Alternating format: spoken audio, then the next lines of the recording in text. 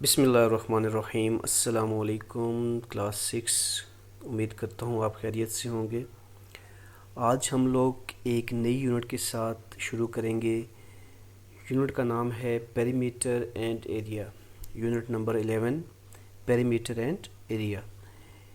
सबसे पहले हम लोग पेरीमीटर और एरिया की डेफिनेशंस को डिस्कस करेंगे कि पेरीमीटर क्या होता है और एरिया क्या होता है।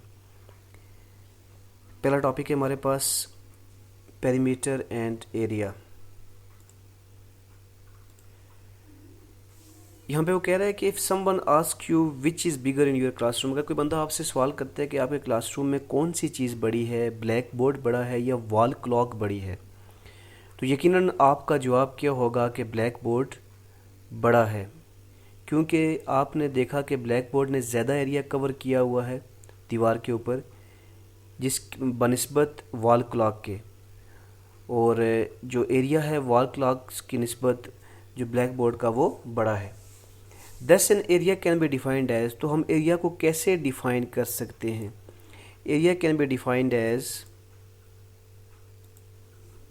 The surface covered by an object in a plane is called area of that object, and the measurement of the boundary of the object surface is called its perimeter।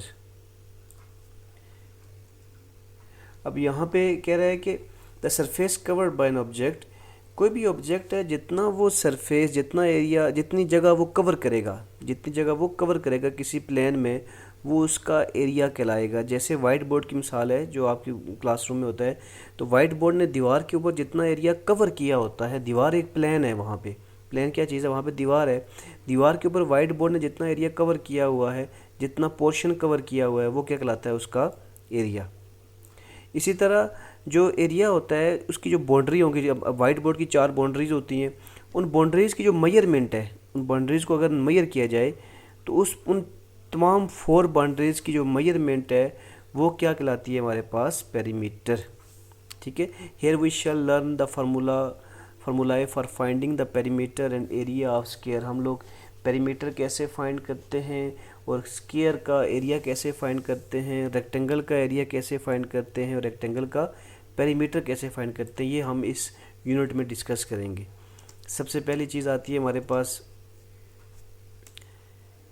Perimeter and area of square. एक square है हमारे पास, ये square क्या होता है, जिसकी तीनों साइडें इक्वल हों।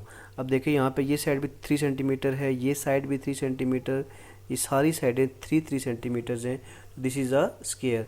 तो we know that the given figure is a square with 4 sides of equal length. ये हमें पता है कि ये फिगर है, ये स्क्वायर है जिसकी चारों साइडें बराबर हैं। If we add the lengths of these 4 sides, अगर हम इन चारों साइडों की जो लेंथ है इसको जमा कर दें, ऐड कर दें, तो हमारे पास क्या बन जाएगा, पेरीमीटर। कैसे, पेरीमीटर ऑफ ए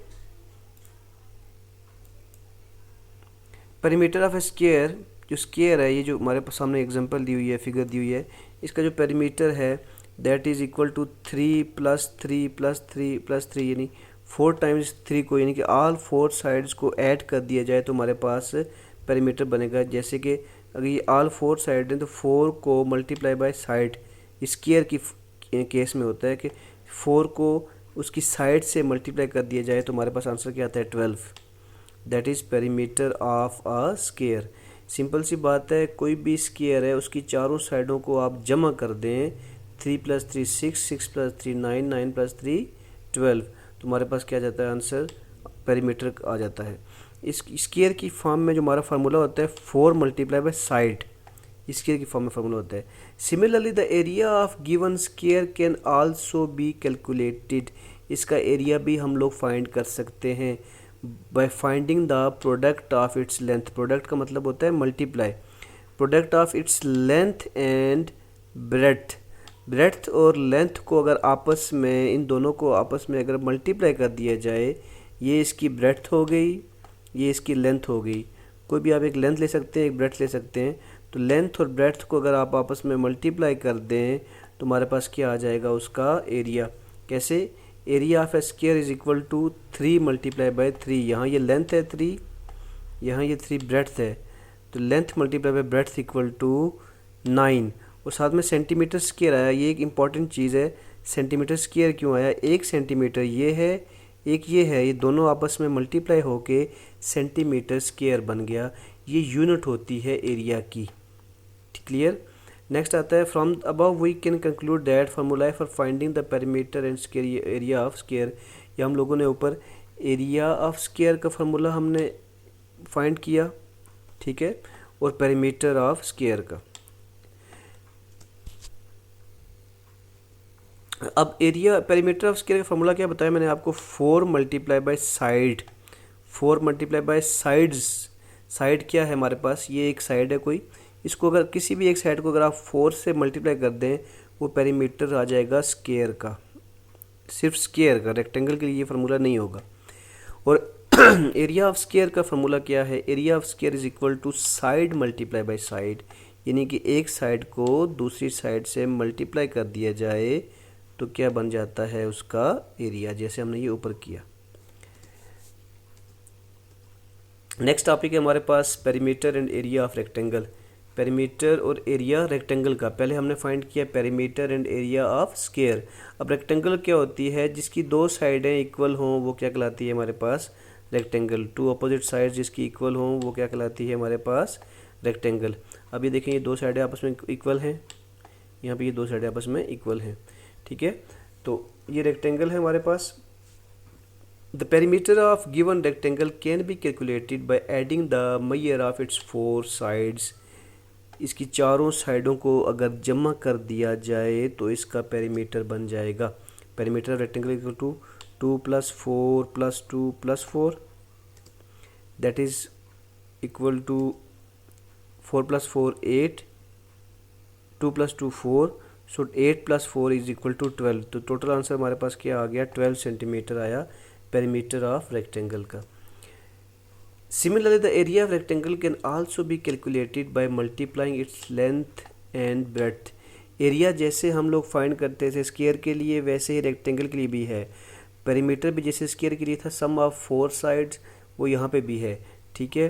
तो एरिया कैसे आ जाएगा, area of rectangle equal to 2, एक साइड 2 थी, दूसरी साइड क्या है 4, तो लेंथ मल्टीप्लाई ब्रेड्थ, तो 2 मल्टीप्लाई बाय 4, 4 हमारे पास लेंथ थी, मल्टीप्लाई ब्रेड्थ 2 थी, तो 2 मल्टीप्लाई बाय 4 8 हो गया। यहाँ पे भी 1 सेंटीमीटर ये है, दूसरा ये है, तो centimetre multiply by centimetre is equal two centimetre square. दस द फार्मूला फॉर फाइंडिंग, हमारे पास फार्मूला क्या होगा पेरीमीटर और एरिया के लिए रेक्टेंगल के। Perimeter of rectangle equal to 2 into length plus breadth, 2 into length plus breadth, जबकि वहाँ पे हमारे पास फार्मूला क्या था स्क्वायर की फॉर्म में 4 मल्टीप्लाई बाय साइड, यहाँ पे 2 into length plus breadth. For example ये लेंथ है हमारे पास 4 + 2, 4 + 2 8, 8 2 ज़ार सॉरी 4 + 2 6, 6 2 ज़ार 12, तो 12 सेंटीमीटर हमारे पास पेरीमीटर आया था। तो इस फार्मूले के हिसाब से भी 12 सेंटीमीटर ही आएगा। एरिया ऑफ रेक्टेंगल क्या होगा हमारे पास, area of rectangle equal to length multiply by breadth. Length को अगर ब्रेड्थ से मल्टीप्लाई किया, जैसे यहाँ पे हम लोगों ने किया मल्टीप्लाई, लेंथ मल्टीप्लाई ब्रेड्थ किया तो हमारे पास 8 सेंटीमीटर स्क्वायर आ गया था। ये बड़ी इंपॉर्टेंट चीज़ है जी, to find the area of a rectangle the unit of length and breadth must be the same. जो लेंथ और ब्रेड्थ की यूनिट है, ये यूनिट हमारे पास सेंटीमीटर क्या होती है यूनिट, तो ये जो सेंटीमीटर यूनिट है, अगर लेंथ की यूनिट सेंटीमीटर है तो ब्रेड्थ की भी सेंटीमीटर ही होनी चाहिए। ऐसा नहीं है कि अगर लेंथ की सेंटीमीटर है तो ब्रेड्थ की खाली मीटर आ रही हो, तो छोटी यूनिट और बड़ी यूनिट आपस में मल्टीप्लाई नहीं हो सकते। तो मल्टीप्लाई करने के लिए, एरिया फाइंड करने के लिए रेक्टेंगल का, तो यूनिट ऑफ लेंथ और ब्रेड्थ की मस्ट बी सेम, ब्रेड्थ की और लेंथ की यूनिट सेम होनी चाहिए। ये थे कुछ टॉपिक्स हमारे पास। सबसे पहले हमने पढ़ा perimeter and area of square and rectangle. तो अब नेक्स्ट वीडियो में इंशाल्लाह हम लोग यूनिट 11 की एक्सरसाइज स्टार्ट करेंगे। तब तक मैं इजाज़त चाहूँगा। चैनल को सब्सक्राइब करें, आगे दोस्तों के साथ शेयर करें ताकि मैक्सिमम लोग इन वीडियोस का बेनिफिट उठा सकें। तो थैंक यू सो मच।